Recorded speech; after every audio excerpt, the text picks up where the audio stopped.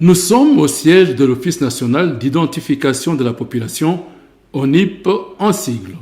Le vice-premier ministre en charge de l'Intérieur, Sécurité et Affaires coutumières, Maître Peter Kazadi, a dépêché ce mardi 18 avril son directeur de cabinet Norbert Yamba et son conseiller politique Gaston Mutombo pour prendre la température fonctionnelle de l'ONIP.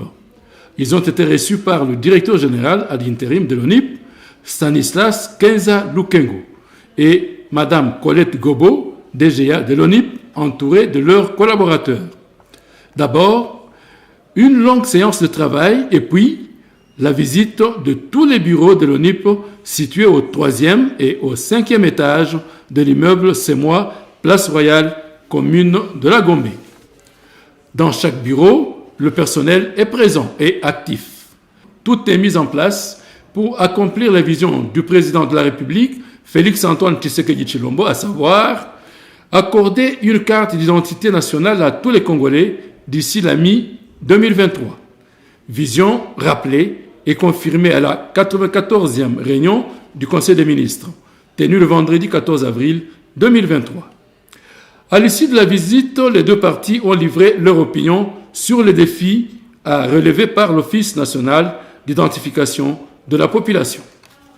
Je voudrais, au nom de son Excellence, Monsieur le Vice-Premier ministre, ministre de l'Intérieur, Sécurité et Affaires coutumières, son Excellence Peter Kazadi, qui, dans sa volonté volontariste de redynamiser le ministère au travers ses différentes structures connexes, qui visiblement nous a donné l'opportunité de faire la ronde des différents services y afférents pour se rendre compte de l'état de dynamisme, d'activation et les problèmes en vue véritablement de rechercher des solutions dans un atelier qui sera organisé bientôt. Raison pour laquelle nous sommes ici et nous avons rencontré le personnel, les différents dirigeants, notamment le DGA qui est aujourd'hui directeur général intérimaire et madame qui est directeur général adjoint, tous les différents responsables de services qui nous ont permis de connaître en peu de temps cette structure. Une structure ambitieuse, une structure qui peut promotionner la République, mais qui visiblement aujourd'hui traverse une zone de turbulence. J'allais dire des douleurs d'enfantement. Je pense que c'est l'occasion plus que jamais que tous ceux qui ont une décision,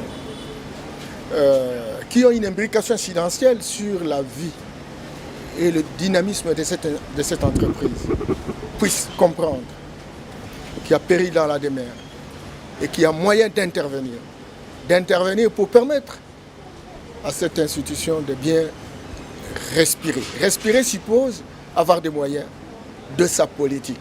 Parce que bientôt, les élections vont s'organiser. Bientôt, des grands programmes vont se rendre opérationnels.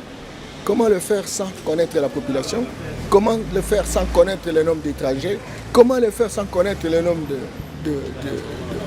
de populations congolaises et compagnie, etc. Tout cela faisant commune montre que nous avons des défis majeurs. Et le défi majeur, en urgence, c'est d'avoir la carte d'identité avant juin. Et son Excellence, le vice-premier ministre, souhaiterait, au regard des soins qui ont été exprimés par le Premier ministre Samalou Kondé, qu'effectivement cela se réalise dans les délais. Encore que tout le monde se mobilise autour de ça pour qu'effectivement nous puissions avoir ce résultat. Madame, chaque jour nous avons été toujours prêts.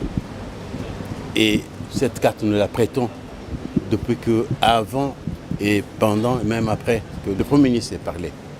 Nous nous sommes mis au travail aussitôt qu'il a terminé son annonce. Et les Congolais auront cette carte. Parce que nous avons été créés pour identifier et donner cette carte-là. Nous nous inclinons devant la décision du Premier ministre. L'ONIP a du pain sur la planche. La réalisation de ces missions n'est pas une sinécure. Identification, constitution du fichier général de la population et délivrance de la carte d'identité. Tâche très ardue, mais avec l'appui du gouvernement, toutes ces promesses seront bientôt une réalité.